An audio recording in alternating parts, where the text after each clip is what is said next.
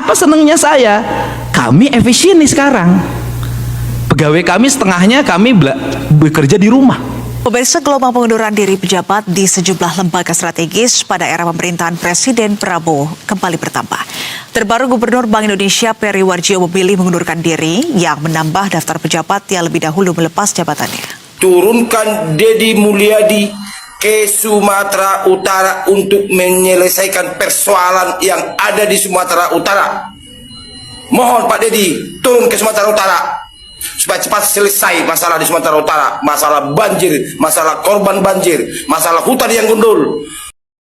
Deddy Mulyadi itu punya kemampuan retorika, bahkan permasalahan hukum pun dia kuasai. Kami pernah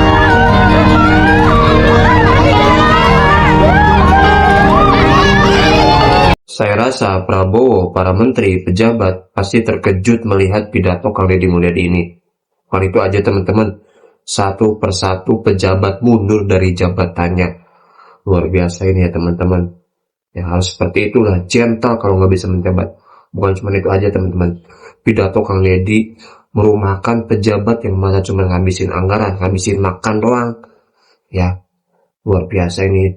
Luar biasa tegas sekali Kang Deddy Mulyadi. bersama-sama membela Vina, kasus Vina gitu. Iya.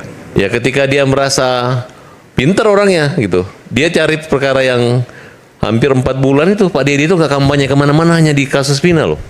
Tapi itu sangat membawa pengaruh dampak buat kampanye dia. Cara politik ternyata. Iya, itu nyata loh. 11 kali di Aiman siaran hampir tiap minggu untuk membahas masalah itu. Ya. Dan Deddy Mulyadi tampil terus dan bisa mengambil momen. Saya rasa itu bukan masalah kampanye atau mengambil momen ya, bahwa memang keberpihakan KDM ya untuk menuntaskan perkara itu memang totalitas. Jadi memang itu kan nggak bisa kita lihat dari satu perkara juga, dari satu case saja. Kalau kita melihat hal-hal lain, memang totalitas dia kan memang sangat. Enggak Mas, tapi maaf ya, tapi hasilnya nggak ada. Perkara Vina nggak ada hasil, nggak berhasil. Yang mana? Perkara yang Pak Deddy kumpul itu nggak ada hasil. Iya, kan kita enggak, maksud saya begitu hebatnya pencitraan itu kan. Bukan pencitraan, saya rasakan. Sehingga masyarakat Jawa Barat tidak melihat hasil, tapi melihat upaya perjuangan yang dimiliki semangat oleh Pak Deddy. Gitu. Nah, ya itu maksud saya. Pemirsa, gelombang pengunduran diri pejabat di sejumlah lembaga strategis pada era pemerintahan Presiden Prabowo kembali bertambah. Apakah bekerja di rumah kemudian menjadi tidak efektif? Tidak. Produktivitasnya tinggi. Kami senang dananya, walaupun dana bagi hasilnya ditunda dan dana bagi hasilnya belum dibayarkan juga 3 tahun yang lalu, kami bisa bangun jalan yang lebar-lebar. Lihat Jawa Barat. Kami bisa pasang PJU di seluruh jalan. Kami bisa menggratiskan sekolah SMA dan membangun puluhan ruang kelas, ratusan ruang kelas baru dan membangun puluhan unit sekolah baru. Kami senang. Kenapa? Karena saya bisa efektif kemana-mana, nggak usah pakai mobil dinas, nggak usah pakai duit APBD untuk perjalanan dinas. Karena dari 1,5 miliar dipotong tinggal 100 juta. Setahun itu perjalanan dinas gubernur Jawa Barat tuh per tahun 100 juta. Mungkin jauh dibandingkan dengan Dirjen Penerimaan Keuangan. Dan kami setiap hari berhadapan dengan apa? Dengan masalah, Pak. Masalah apa? Rumah roboh harus dieksekusi, dibangun hari ini. Jembatan roboh harus kami eksekusi hari ini. Dan kami hari ini sudah merambah saja, bukan yang kewajiban provinsi, yang kewajiban nasional pun kami bangun.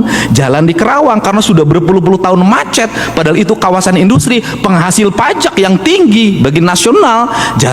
Kemudian jalannya tidak dibangun-bangun, jembatannya tidak dibangun. Kami hari ini bagi dua, jembatan 250 miliar dibangun oleh provinsi, jalannya 40 miliar dibangun kabupaten. Gerbang tol Karawang Barat dan Karawang Timur kami bangun. Dan kami hari ini membantu pemerintah untuk mengembalikan aset PJT 2 dalam bentuk sungai yang disewa-sewakan oleh warga yang itu ratusan miliar. Kami berhadapan dengan siapapun untuk dikembalikan kepada negara, sungainya difungsikan. Aset BBWS yang hari ini menjadi bantaran sungai, menjadi banjir, kami bongkar, kami kasih santunan warganya, kami pindahkan.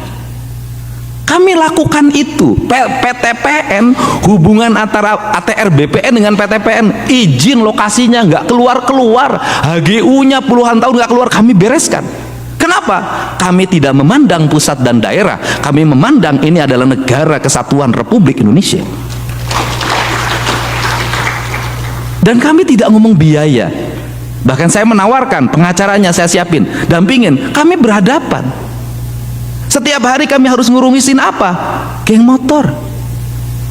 Anak-anak yang mengalami problem lingkungan, kena ke HIV segala macam, kami selesaikan itu semua. Saya katakan, tidak semua kepala daerah ini tidak peduli sama rakyat. Tidak semua kepala daerah ini brengsek. Banyak kepala daerah yang baik yang bisa melaksanakan tugas dalam keadaan posisi yang sangat sederhana. Nah, dalam kerangka ini, apa sih yang menjadi problem? Problemnya yang berikutnya adalah daerah tidak membelanjakan uangnya dengan baik sesuai dengan yang diberikan. Bukan salah daerah. Saya berikan contoh. Kalau kabupaten kota belanjanya salah, tidak efisien, tidak tepat, tidak sesuai dengan kebutuhan publik, yang salah gubernur. Karena tidak bisa APBD dilaksanakan kalau tidak mendapat evaluasi gubernur. Maka gubernur punya instrumen untuk, Anda sekolah yang harus banyak belanjanya, Anda jalan yang harus banyak belanjanya, Anda adalah daerah aliran sungai banyak belanjanya, ini belanja perjalanan dinasnya kebanyakan, ini biaya seminar-seminarnya kebanyakan, ini ongkos kantornya kebanyakan, ini tunjangannya kegedean. Gubernur punya otoritas untuk itu. Apa problem selama ini? Problem selama ini adalah gubernur memeriksa anggaran kabupaten kota administratif. Evaluasinya administratif. Saya jadi bupati lama, saya baca, bukan isinya yang dibaca, administratif saja, tidak pada substansi. Maka gubernur Jawa Barat hari ini adalah substansi. Saya pakai ketentuan 7,5% dana APBD harus untuk infrastruktur jalan, karena kebutuhan di Jawa Barat adalah jalan. Kemudian dana bagi hasil pajak kendaraan bermotor yang dibagikan oleh pemerintah provinsi kabupaten kota harus 100% untuk jalan, dan provinsi pun untuk jalan dan kelengkapannya komitmennya sama.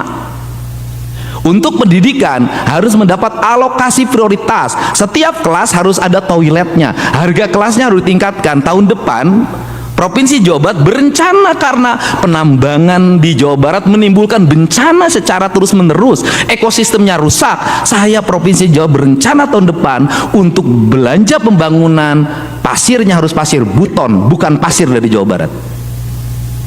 Untuk apa? Membangun masa depan. Bangunan yang kokoh, karena pasirnya kualitasnya makin menurun, nggak bisa lagi diandalkan. Nah, ini kemudian kalau gubernur salah dalam membelanjakan, tidak tepat dan tidak sesuai dengan sasaran, yang salah Mendagri. Kenapa? Kan evaluasi gubernur tuh di Mendagri.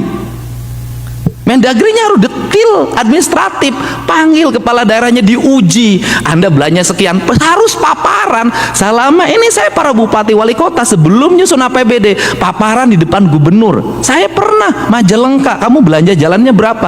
Cuman 120, nggak bisa, aku pengen 200. Saya sebentar Pak, diskusi dulu. 15 menit ketemu saya lagi, bisa Pak 175. Artinya bisa. Nah, instrumen ini harus dibangun berdasarkan apa? Bukan berdasarkan struktur kekuasaan, bukan berdasarkan struktur jabatan, tapi pendekatan emosional, di mana para gubernur nanya ke daerah, kamu masalahnya apa, di mana? Saya bisa bantu di mana? Sama juga daerah terhadap pusat. Dua-duanya membangun hubungan emosional. Kan kita ini satu keluarga. Ya kalau salah ya benerin, dijewer, kita bersedia. Ini cara membangun hubungan kerakyatan yang dipimpin oleh hikmah kebijaksanaan dalam permusyawaratan perwakilan. Inilah prinsip dasar Indonesia. Nah, untuk itu hari ini maka kita masuk ke fase Pak Mekeng. Saya sampaikan, Kota Banjar itu kemarin tuh udah cerita mau nangis sama saya. OPD-OPD-nya Pak sudah nggak ada kegiatan sama sekali. Kami itu kegiatannya cuma satu Pak, 20 miliar dari provinsi bangun jalan. Hanya itu. Gak ada plat, gak ada. Nah, ini kenapa terjadi? Dan kami menyadari apa? Ya sudah efisien. Kami efisien Pak. Sudah kalau mau ditanya efisien di Jawa Barat, efisien. Sudah nggak ada lagi mau dicari pun. Di Jawa Barat ini hari ini belanja makan minum pun hilang Pak, nggak ada. Jadi kalau nanti bertamu di Jawa Barat, jangankan di hotel Pak, datang makan siang pun udah nggak ada. Kami siapkan air putih aja. Kami berkomitmen untuk negara karena kami udah digaji. Nah, kemudian tetapi saya punya harapan. Kenapa? Setelah kami efisien, kami masih bisa membangun. Itu bisa dilihat misalnya anggaran infrastruktur jalan dulu Pak Is sekitar 400 kan. Sekarang jadi justru dengan dipotong 2,458 triliun, kami malah menjadi 4,1 triliun. Semuanya naik, tinggi, naik. Semuanya mengalami kenaikan, tetapi memang ada pos yang hilang sama sekali, tidak ada. Jadi kegiatan di provinsi, kegiatannya hanya tersentral di 5. 1 di sekolah, pendidikan, 2 di kesehatan, 3 di infrastruktur jalan, 4 di infrastruktur irigasi, yang kelima di energi, PJU, dan berbagai kegiatan lainnya yang menjadi penunjang infrastruktur. Di luar itu sudah tidak ada lagi kegiatan sosialisasi, fasilitasi, nggak ada lagi, hanya menikmati gaji dan tunjangan. Itu pun kami lagi berstrategi hari ini, berstrategi. Nah, ini didorong. Nah, semua itu kemudian pada akhirnya apa harapan dari pemerintah Provinsi Jawa Barat dan Kabupaten di Jawa Barat terhadap kebijakan fiskal? Harapan kami adalah pemerintah ini punya penilaian, Mendagri, Kementerian Keuangan itu punya audit, dan BPK punya audit. Auditnya bagaimana? Kalau yang provinsi, kabupaten, kotanya sukses, ya harus disupport. Dia sukses membangun, dia efisien, pembangunannya sangat baik, angka indeks pembangunan manusianya naik, indeks kesehatannya naik, indeks ekonominya naik. Kemudian dia menjadi penunjang terhadap pertumbuhan ekonomi nasional. Jawa Barat 5,2%. Artinya ya harus disupport. Ini adalah otonomi yang sukses. Ini didorong. Kemudian mereka yang inefisien, pemborosan anggaran, koruptif, ya itu harus dievaluasi. Dengan apa? Dikasih pendampingan untuk diarahkan agar belanja ke depan jauh lebih baik. Kalau misalnya tidak lebih baik juga, diambil saja kewenangannya oleh pemerintah pusat, dikerjakan oleh pemerintah pusat. Tidak semua daerah dibikin menjadi sama. Ini problem. Kenapa? Negeri dibangun berdasarkan sistem, bukan didasarkan pada keinginan. Ini. Nah, kemudian hari ini kita punya harapan. Harapannya apa? Problem kita ini adalah sentralisasi. Problem sentralisasinya apa? Saya berikan contoh, Pak. Buat saya sering terlalu ke Pamekeng. Pabrik di Jawa Barat tuh banyak banget loh, Pak. Kawasan industrinya terhampar, banjirnya kami yang terima, pencemaran lingkungan kami yang terima, mobil-mobil gede yang lewat tiap hari yang menghancurkan jalan kabupaten, jalan provinsi, kami yang harus memperbaiki. Jumlah penduduk yang bertambah sehingga ruas untuk Bandung tidak ada lagi tempat untuk membangun, ruas untuk Kerawang sudah sempit, ke Bekasi sudah sempit karena pertumbuhan orang banyak, karena di situ pusat pertumbuhan ekonomi, kami yang harus menanggung beban. Tapi perusahaan-perusahaannya punya kantor pusatnya di Jakarta. Perhitungan dana bagi hasil pajaknya, si Jawa Barat yang gede ini hanya 140 triliun kalau nggak salah. Di Jakartanya 1000 triliun lebih.